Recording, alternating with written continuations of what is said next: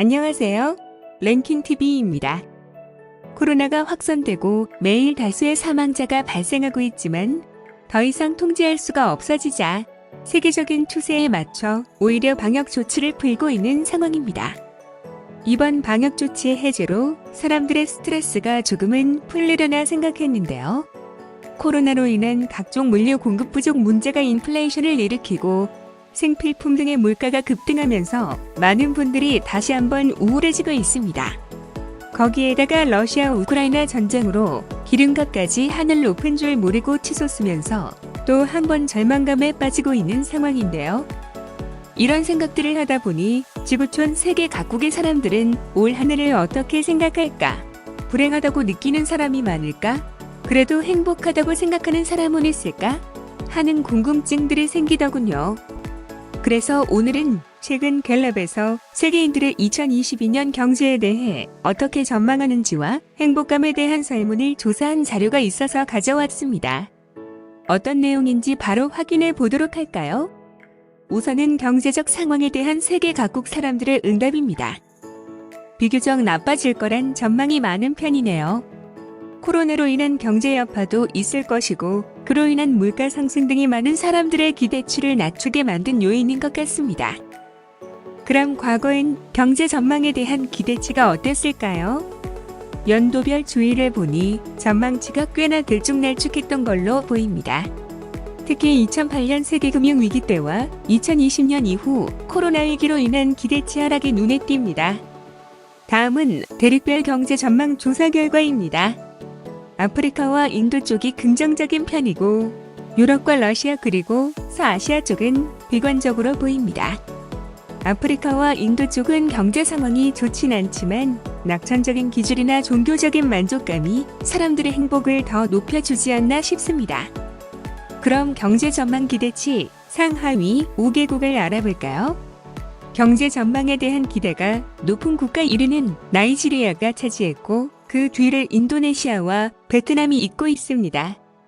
베트남은 근래 들어 한국과 긴밀한 협조를 이어가면서 경제가 급성장하고 경제 발전에 대한 국민들의 기대치가 많이 높아졌네요. 반면 나빠질 것 같다고 생각한 국가 공동 1위는 터키와 보스니아가 차지했고 그 뒤를 불가리아와 폴란드가 잇고 있습니다. 터키는 지금 경제 위기 상황이어서 화폐 가치는 급락하고 물가는 폭등하고 있는데요. 그 때문에 1위를 차지한 듯합니다. 그렇다면 한국은 어디쯤 위치해 있는지 주요 국가별 순위를 확인해 보겠습니다. 세계 평균과 비슷한 위치에 속해 있네요. 경제 수준이 중하위권에 속한 국가들 중 급속히 발전하고 있는 국가들을 중심으로 앞으로의 경제 전망에 대해 긍정적으로 평가하고 있는 걸 알 수 있습니다. 다음은 세계 각국의 행복지수에 대한 조사 결과입니다. 경제 전망 등은 비관적으로 보는 경향이 높았는데 행복감은 상대적으로 높게 나왔네요. 아마도 경제 상황이 나아지진 않아도 지금 수준에서 충분히 행복함을 느낄 수 있다는 생각들이 자리 잡고 있는 듯합니다. 그럼 과거엔 행복지수가 어땠을까요? 연도별 추이를 보니 행복하다는 응답은 계속해서 줄어들고 있는데요. 반면 행복하지도 불행하지도 않다는 응답과 불행하다는 응답은 비슷한 수준을 유지하고 있습니다. 다음은 대륙별 행복지수입니다. 러시아를 제외하고는 모두 절반 이상의 사람들이 행복감을 느끼고 있습니다. 특히 남아메리카와 아프리카 그리고 인도의 행복감은 정말 높습니다. 경제적인 부와 행복의 기준은 다르다는 걸 보여주는 자료가 아닐까 싶습니다. 그럼 국가별 상위와 하위 5개국은 어딘지 살펴볼까요? 행복감이 높은 국가는 콜롬비아가 1위를 차지했고 그 뒤를 카자흐스탄과 알바니아가 잇고 있습니다. 반면 하위권 국가 1위는 가나가 차지하고 그 뒤를 아프가니스탄과 홍콩이 차지했는데요. 당연한 얘기겠지만 전쟁이 잦은 국가는 행복할 수는 없어 보입니다. 또한 홍콩은 중국에 편입되면서 많은 상처를 받은 듯합니다. 그렇다면 한국은 어디쯤 위치해 있는지 주요 국가별 순위를 확인해 보겠습니다. 이번에도 세계 평균과 비슷한 위치에 속해 있네요. 행복은 각 국가의 국민들이 갖고 있는 기술과 나아질 거란 기대감, 그리고 전쟁이 없는 안정된 환경 등이 복합적인 영향을 끼치는 듯합니다. 그런데 위 조사를 보면서 대한민국 국민들은 정말 괜찮은 걸까? 하는 궁금증이 생기더군요. 그래서 조금 더 자세히 알아보고자 불안과 우울증에 대한 조사 자료를 더 가져왔습니다. 아무래도 행복하지 않은 국가라면 불안감이든 우울증이든 높은 경향을 보일 테니까요. 우선 불안감에 대한 설문조사를 먼저 확인해 보겠습니다.